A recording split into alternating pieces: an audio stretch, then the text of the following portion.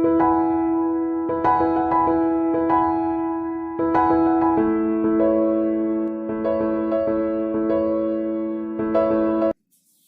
Everyone, आज की जो अपनी क्लास है वो है फाइलम टीनोफोरा।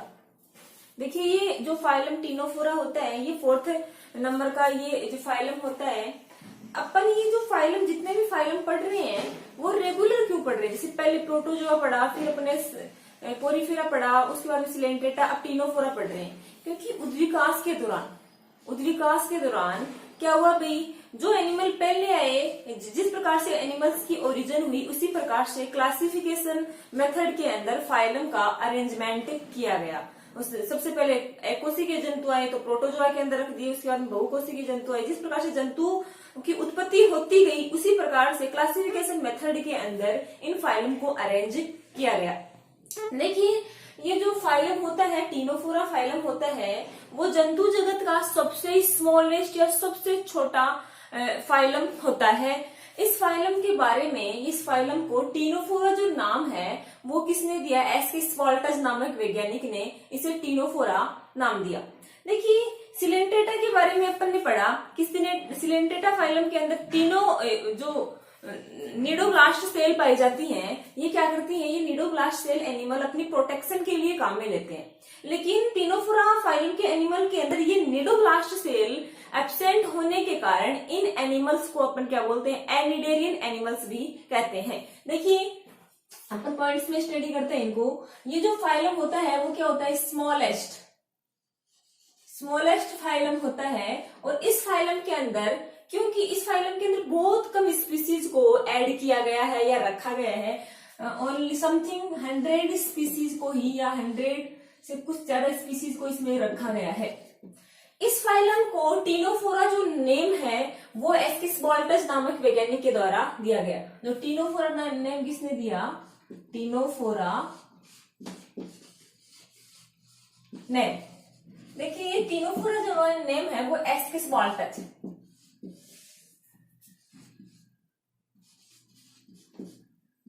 एस.के. स्वाल्टज नामक वैज्ञानिक के द्वारा ये टीनोफोरा नेम दिया गया।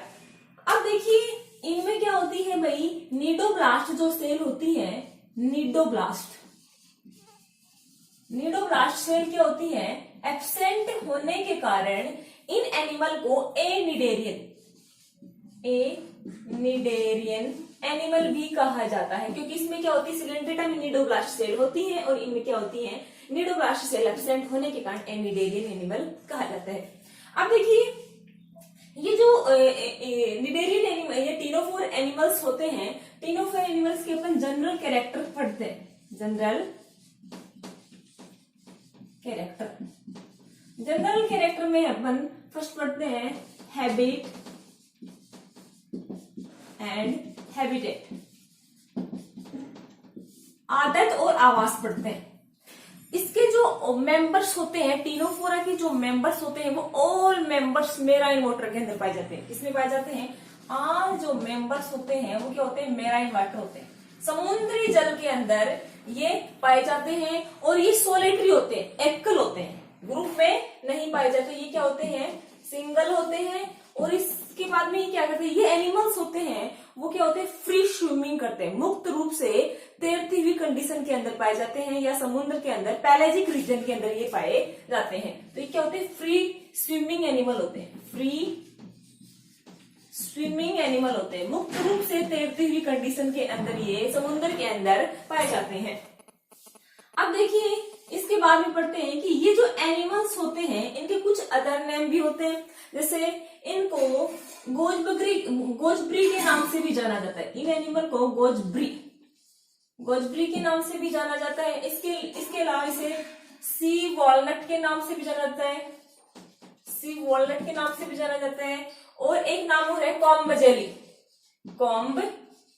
जेली के नाम से भी इन एनिमल को जाना जाता है। क्योंकि इसमें क्या होती है? इन एनिमल्स के अंदर कुछ एनिमल्स ऐसे होते हैं जिनके अंदर क्या होती है भाई? कॉम्ब लाइक कुछ मतलब प्लेट होती है, कंघे के समान कुछ प्लेट होती हैं। इन प्लेट की हेल्प से ये गमन करते हैं, इसलिए इनको कॉम्ब जेली के नाम से भी जाना जाता है। अब पढ़ते हैं फिर बॉडी स्ट्रक्चर, शारीरिक संरचना। Body structure.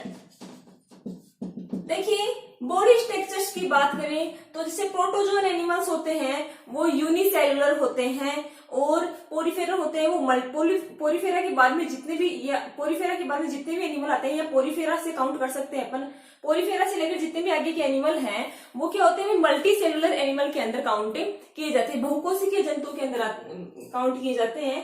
प्रोटोजोआ के अंदर क्या था भाई, प्रोटोप्लाज्मिक लेवल का शारीरिक संगठन था, ठीक है ना, जीवदोरे प्रकार का शारीरिक संगठन था। पोरीफेरा के अंदर क्या था भाई, सेल्यूलर लेवल का क्या था, बॉडी ऑर्गेनाइजेशन या शारीरिक संगठन था। और सिलेंट्रेटा के अंदर भी क्या था, सिलेंट्रेटा के अंदर टिश्यू लेवल का बॉडी ऑर्गेनाइजेशन था। कोशिका मिलकर ऊतकों का निर्माण करने लग गई थी सेल्स, ठीक है। सिलेंट्रेटा फाइलम के अंदर जितने भी एनिमल्स होते हैं उनके अंदर बॉडी ऑर्गेनाइजेशन टिश्यू लेवल का होता है। टेनोफोरा के अंदर भी जितने भी एनिमल्स होते हैं उनका जो बॉडी ऑर्गेनाइजेशन होता है, बॉडी ऑर्गेनाइजेशन होता है वो टिश्यू लेवल का होता है। किस लेवल का होता है, टिश्यू लेवल का बॉडी ऑर्गेनाइजेशन पाया जाता है। इसके अलावा इन एनिमल्स के अंदर ये एनिमल्स होते हैं वो डिप्लोब्लास्टिक होते हैं। डिप्लोब्लास्टिक का मतलब ये हो गया कि भ्रूणीय विकास के दौरान, ठीक है ना, ये एनिमल्स जब भ्रूणीय अवस्था में होते हैं तो दो डर्म बनती है, एक एक्टोडर्म बनती है और एक होती है एंडोडर्म। इन एक्टो और एंडोडर्म से ही कंप्लीट बॉडी का फॉर्मेशन होता है भविष्य के अंदर, ठीक है ना। तो इस आधार पर ये एनिमल्स क्या होते हैं, डिप्लोप्लास्टिक होते हैं। डिप्लोप्लास्टिक एनिमल्स होते हैं, अर्थात कह सकते हैं कि इनके अंदर एक तो होती है एक्टोडर्म, दूसरी होती है एंडोडर्म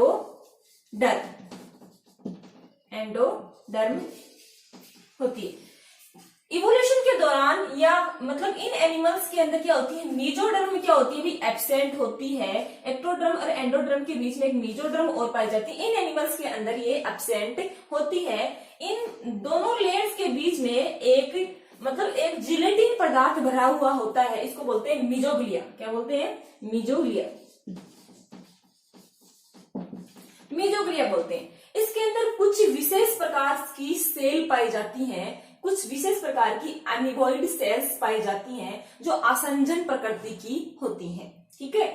अब देखिए इसके अलावा अपन देखें तो इनमें क्या होता है, ये एनिमल एसिलोमेट होते हैं। सिलोम के बारे में तो आप जानते होंगे, जिनके अंदर मतलब एलिमेंट्री केनाल, आहार नाल और बॉडी वाल के बीच में, देखिए ये जैसे बॉडी वाल है, ये बीच में क्या है, आहार नाल, ये दोबारा बॉडी वाल आ गई। तो एलिमेंट्री केनाल और आहार नाल के बीच में जो स्पेस पाया जाता है, ठीक है ना, इसको बोलते हैं सिलोम। तो इन एनिमल्स इवोल्यूशन के दौरान इन एनिमल्स के अंदर, टीनोफोरा एनिमल्स के अंदर ये गैप एब्सेंट था, ठीक है ना। तो इन एनिमल्स को क्या बोला गया भाई, एसिलोमेट एनिमल्स बोला गया, कहते हैं अपन, ठीक है। अब देखिए ये जो एनिमल्स होते हैं वो क्या होते हैं, मांसाहारी होते हैं, कार्निवोरस होते हैं। ये एनिमल्स क्या होते हैं, कार्निवोरस होते हैं,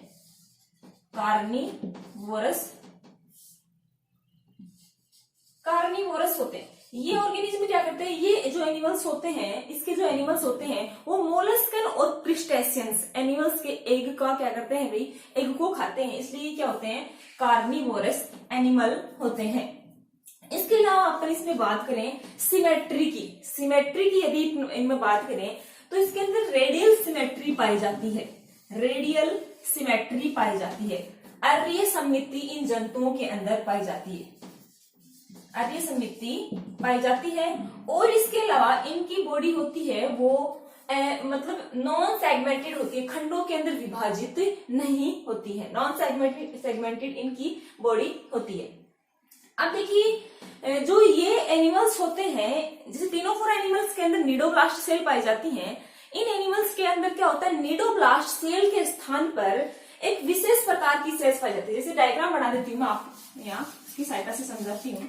जैसे टीनोफोरा का एक एग्जाम्पल ले लेते हैं अपन, प्लूरोब्रैंकिया, ठीक है, ऐसे होता है प्लूरोब्रैंकिया।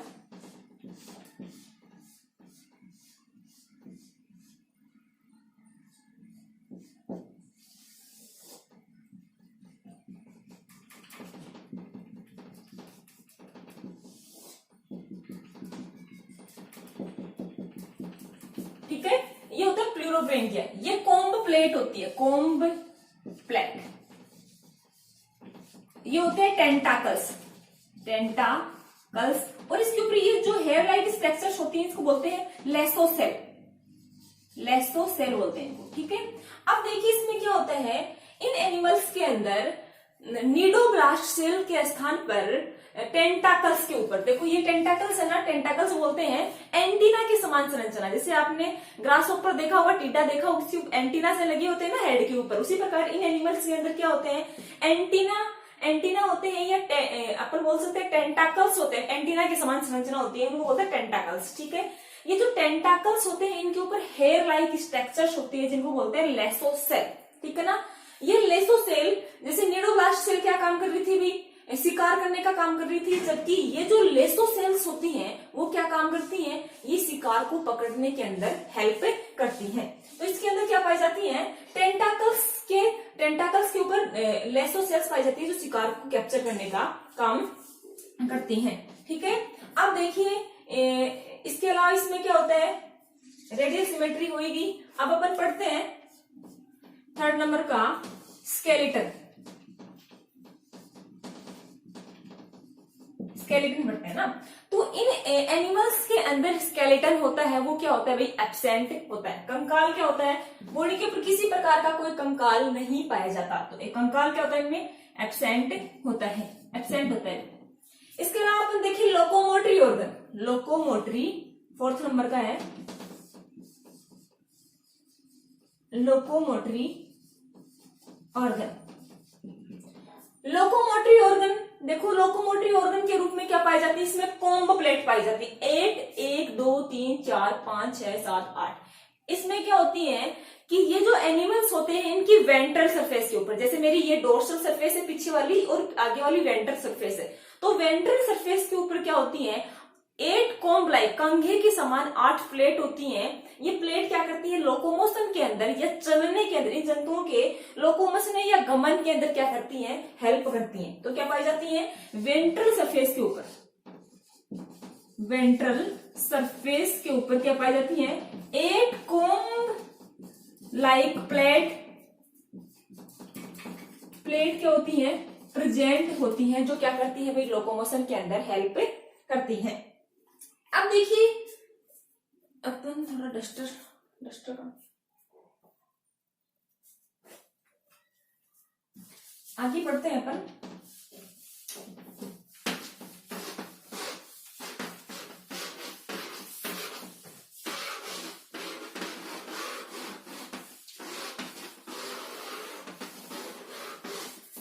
एक्सक्रीशन 5 नंबर का अपना पॉइंट है।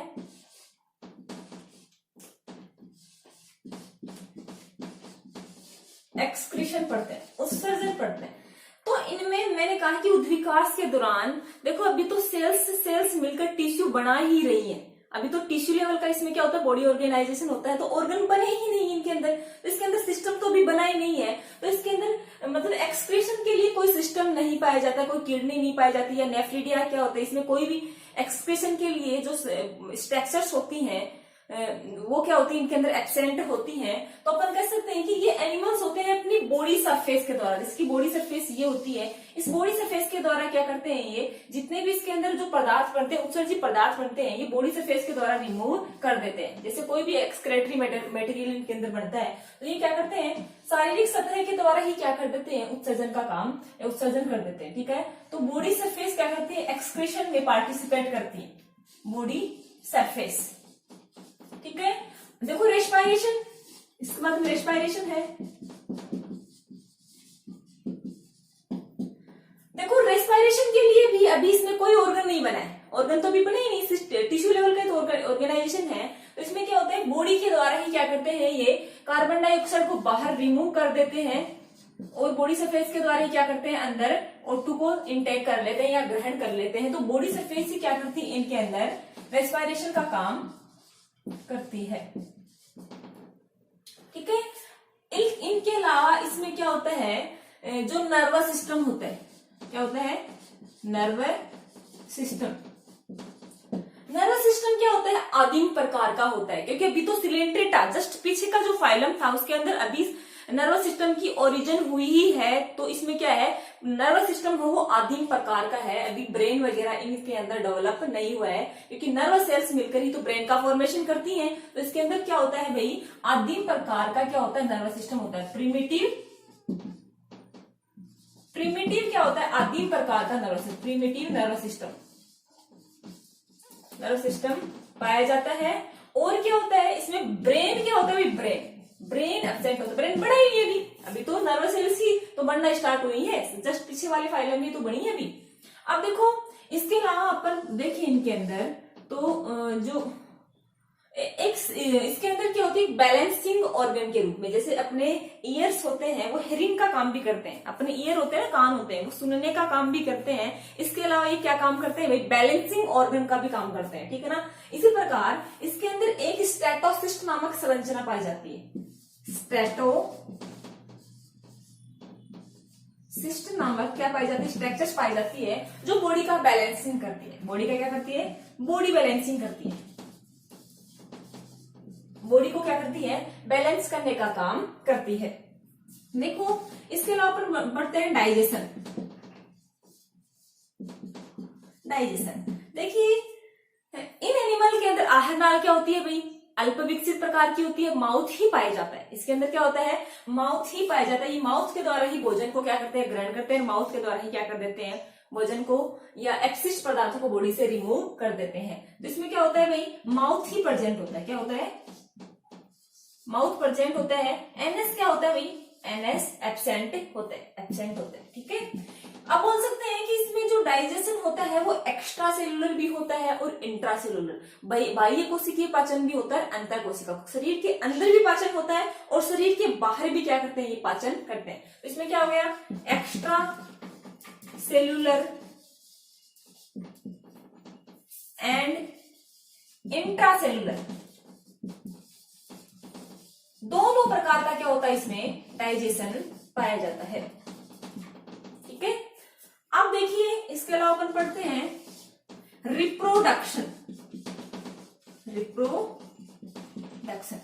ये जो एनिमल्स होते हैं वो द्विलिंगी होते हैं, बाइसेक्सुअल होते हैं, मतलब male and female reproductive organs होते हैं वो एक ही एनिमल्स के अंदर पाए जाते हैं। ये क्या होते हैं, बाइसेक्सुअल होते हैं, बाइसेक्सुअल टाइप के ये क्या होते हैं, एनिमल्स होते हैं। इसके अलावा इसमें जो रिप्रोडक्शन होता है वो लैंगिक होता है, मतलब ठीक है ना। अपन बाइसेक्सुअल है तो इसमें क्या है, लैंगिक या सेक्सुअल रिप्रोडक्शन है, ये क्या होता है, कॉम्प्लेक्स टाइप का होता है, जटिल प्रकार का कॉम्प्लेक्स सेक्सुअल रिप्रोडक्शन होता है। और जो फर्टिलाइजेशन होता है, मतलब गेमेट्स का फ्यूजन हो जाएगा, स्पर्म एंड ओवम का फ्यूजन होने के बाद में ये फ्यूजन होता है वो एक्सटर्नल होता है, शरीर से बाहर होता है। मतलब जो गेमेट्स बनते हैं ना, ओवम में जो स्पर्म बनते हैं वो बॉडी से बाहर रिमूव कर दिए जाते हैं, और रिमूव करने के बाद में दोनों के बीच में क्या होता है, फ्यूजन होता है। तो फर्टिलाइजेशन क्या हुआ भाई, एक्सटर्नल फर्टिलाइजेशन इन एनिमल। अब पढ़ते हैं अपन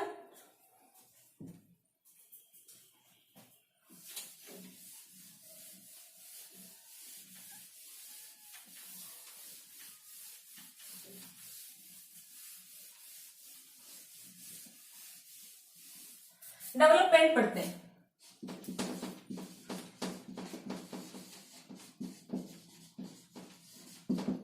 डेवलपमेंट बढ़ते हैं ना, तो इसमें क्या होता है, डेवलपमेंट क्या होता है, इसमें इनडायरेक्ट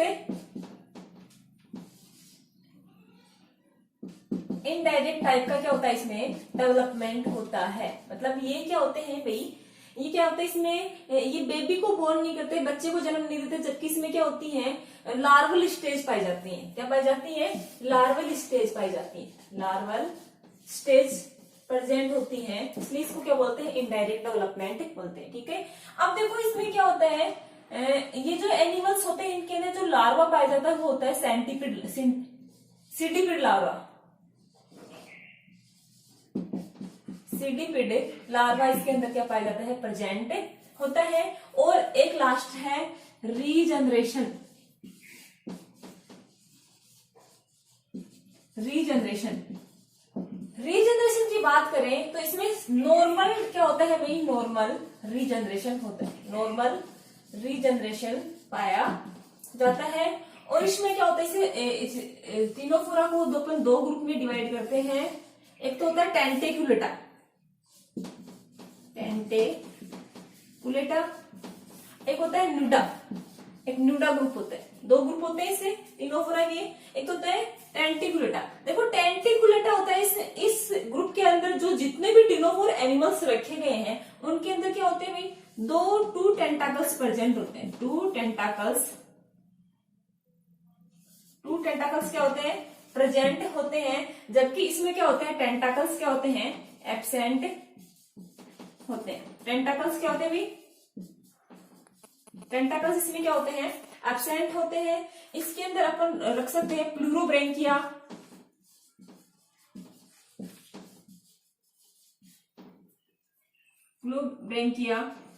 और इसमें रख सकते हैं अपन बिरोय, इसके अंदर रख सकते हैं बिरोय एनिमल्स होते हैं। Thank you so much. मेरे वीडियो को ज्यादा से ज्यादा शेयर करें, लाइक करें एंड कमेंट्स करें। Thanks a lot.